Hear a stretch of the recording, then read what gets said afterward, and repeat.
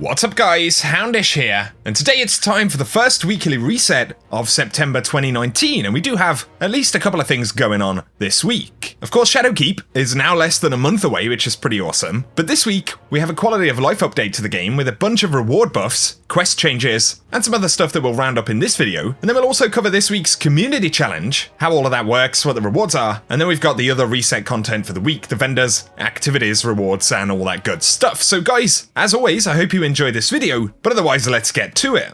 So first up, let's talk about the update and the community challenge this week. If you want to jump ahead to the vendors and activities for reset, then I'll timestamp that down below. But today in the game, we did get update 2.5.2.2, and really this is a quality of life update primarily, with a bunch of changes to rewards. Remember, Moments of Triumph is now running until the 17th of September, so it's going to end 2 weeks from today. But as far as patch notes go, Bungie have updated a few things for investment. So for inventory, they've updated the stack size limit from 999 to 9,999 for planetary materials, gunsmith materials, Vanguard tokens, Crucible tokens, as well as Iron Banner tokens. So that is an absolutely huge jump right there. Nearly 10,000 of each of those materials will be able to carry. And then for Braytech schematics on Mars, they're no longer limited to 1 per day, and they have a 25% drop chance when opening any Rasputin data cache. The 4 Braytech weapons offered by Anabray, and also tied to the Wayfarer seal, now have a greater chance of granting a weapon that you do not currently have. So that's going to be a really useful buff. But then of course, there is the adjustment inside of Gambit Prime and Reckoning. So enemies in Reckoning now have less health and do less damage to players.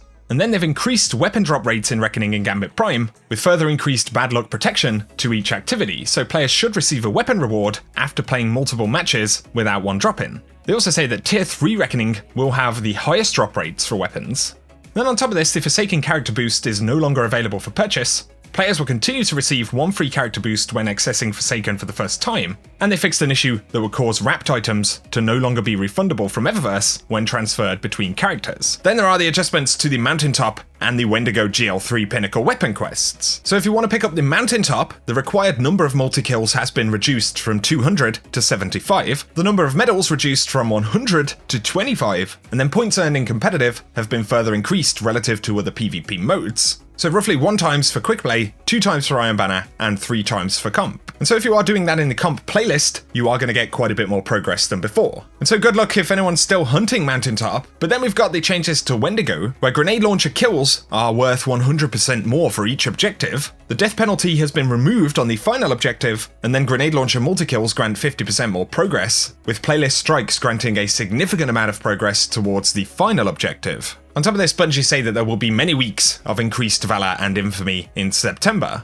But then there is the community challenge for this week, and of course this is the event taking place on Mars. Bungie are challenging the entire player base of Destiny 2 to defeat 175,000 Wave 7 Escalation Protocol bosses, 300 million Hive on Mars, to defeat Nokris 150,000 times, Zol 100,000 times inside of Nightfalls, and also for us to use 300,000 override frequencies on Mars. Of course, quite a lot of numbers there. We'll have to see how it goes over the next week, bear in mind it does end next Tuesday. But if we can achieve those numbers, and if we complete a Nightfall inside of this week, we'll be granted a unique emblem that you can see on screen. But also, if we hit those numbers, from then on players will be guaranteed 2 rewards when slotting runes in the Menagerie. So it basically means you get double rewards when you open the chest, and then an additional reward will be added each Friday for the remainder of the season. So if we hit those goals this week, then by the last week in September, we'll be getting an additional 4 random Menagerie drops whenever we open the chest. So you could actually be doing Menagerie and get 5 rewards every time. So bear that in mind, let us know if you're going to be jumping in, and I'll keep you posted on the community's progress, but they have said that they'll be tracking this via Bungie on social media, so if you want to see how well we're doing, expect Twitter posts and things like that with information.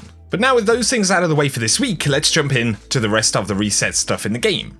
So on the director, as always, we've got all of our challenges right here. Mars is the flashpoint, of course that's rather fitting with the event going on this week, so we do have the main flashpoint powerful gear, and there will be heroic adventures, which sometimes don't like to show up on the map, but yeah, they will be there if you go and visit them on Mars. At Werner, the bounties and inventory has reset, so we've got our consumables right there, but we've got the Benevolence bounty to collect 150 Orbs of Light, the Trial by Combat to complete daily Crucible bounties, Emperor's Embrace to get 150 Precision Final Blows, and then Revered Treasures to decrypt 3 Prime Engrams. So of course, those are the bounties, and then we do have an inventory of Raid Armor.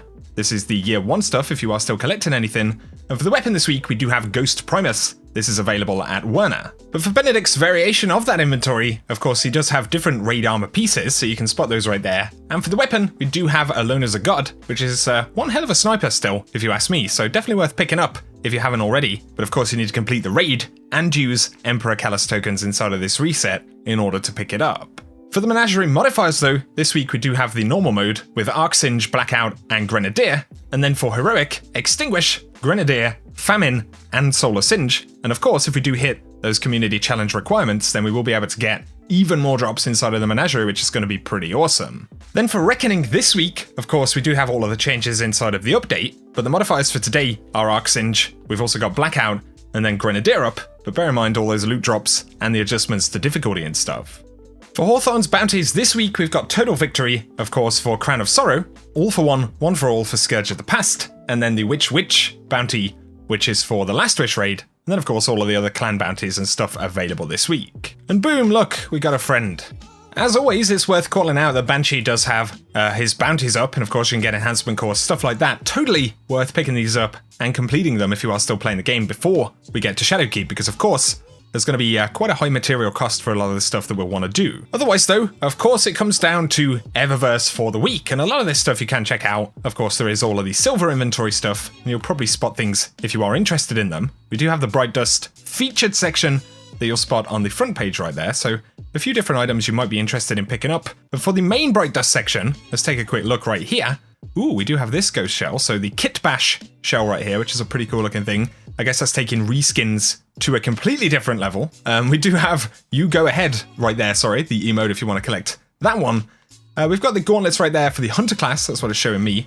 The Ronin ornament, which is for Izanagi's Burden. All of this stuff, of course, is Bright Dust. Dirty Work, which is the ornament for Dreaded Venture. The Bray Legacy for Polaris Lance, very fitting this week as well. And then we've got other ghost projections, transmat effects, shaders, and all of that good stuff. For the Nightfalls though, I am seeing the Corrupted right here, and of course you can get the Horror's Least pulse rifle from there. We've got Strange Terrain, of course the 2 Mars Nightfalls that we need up this week. That'll drop you the Braytech Osprey. And then we've got Will of the Thousands, and that one does come with the Worm God Incarnation.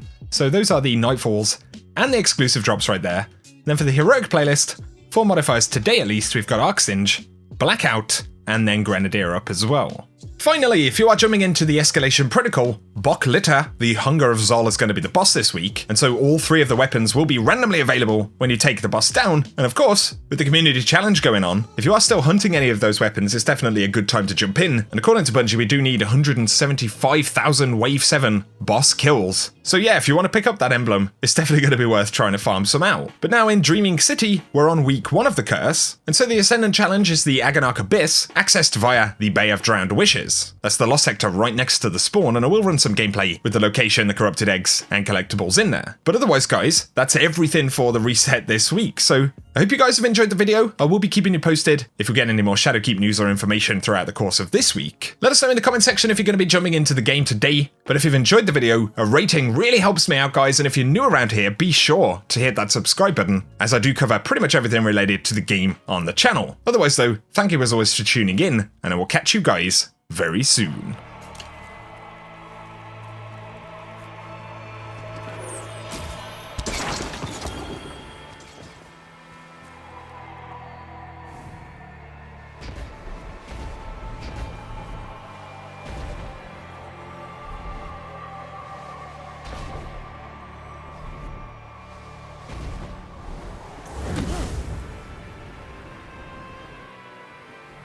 The current. You're so deep into the web.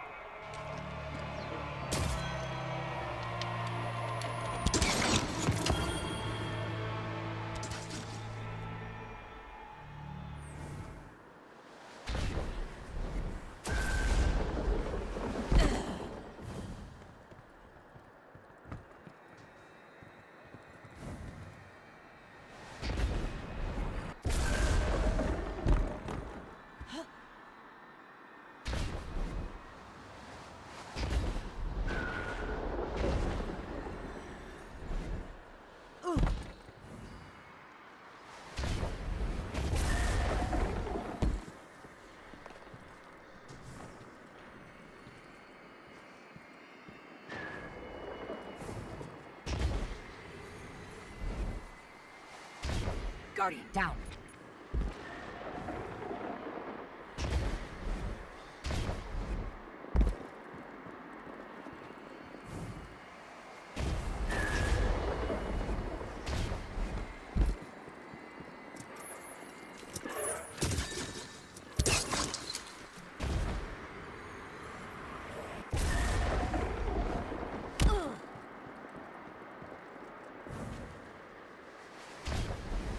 Guardian down.